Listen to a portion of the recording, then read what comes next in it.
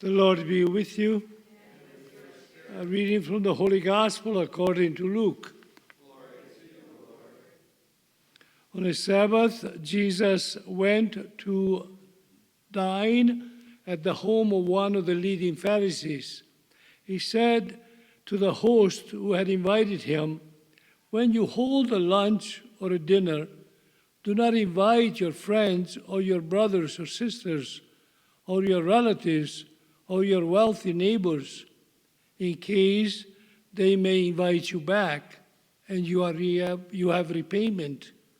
Rather, when you hold a banquet, invite the poor, the crippled, the lame, the blind, and blessed indeed will you be because of their inability to repay you, for you will be repaid at the resurrection of the righteous."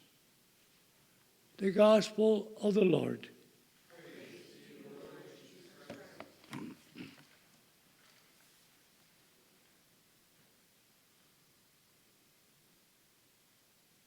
Kim came to the rescue, so the battery. Thank you. Just a short thought.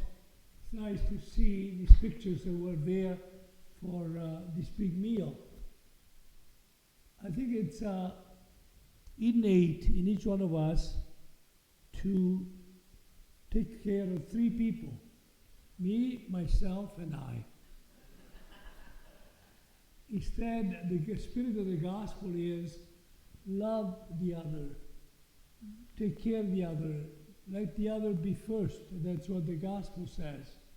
And that is the constant battle. And we see that in the history of salvation.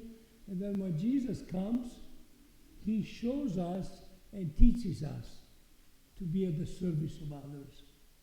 And so this is a constant journey in the spiritual life, to deny ourselves, to forget ourselves, to become empty so that we can receive the message of God, or can receive the others. And we see that. I've seen it, maybe not as much because I'm the youngest of 9, but then my brothers and sisters and in their marriage, a mom, her thought is for the child. A wife is for her husband.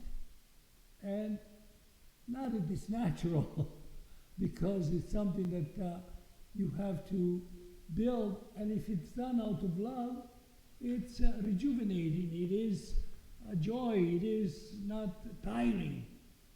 And so that is what I feel is the message for us today. To care for others, not because we feel good, because this is the right thing to do, but because we see God in the other person. And it is fruit of our attention to be ready to welcome, to serve, to listen, because that's another aspect in our daily lives, and to do it out of love. And in that way, we are very at peace, and we are free. We are not expecting anything in return. And the image I like to use is, if you have a jar and it's full of water and you want to add more, it overflows. But if it's empty, then you can pour. So is our heart, so is our mind, so is our lives. If they're full of ourselves, nothing comes in. The others, I would say, GTH. What does that mean? Go to hell. Forget it. But if you are empty, then you say, okay, what can I do for you? Or we ourselves understand. And that's what Jesus does. He gives himself in his own incarnation, his own words, his own life, and in the Eucharist he becomes food and drink. Let us be empty so that he can fill us with his Spirit, with his love, with his dedication to the Father and to one another.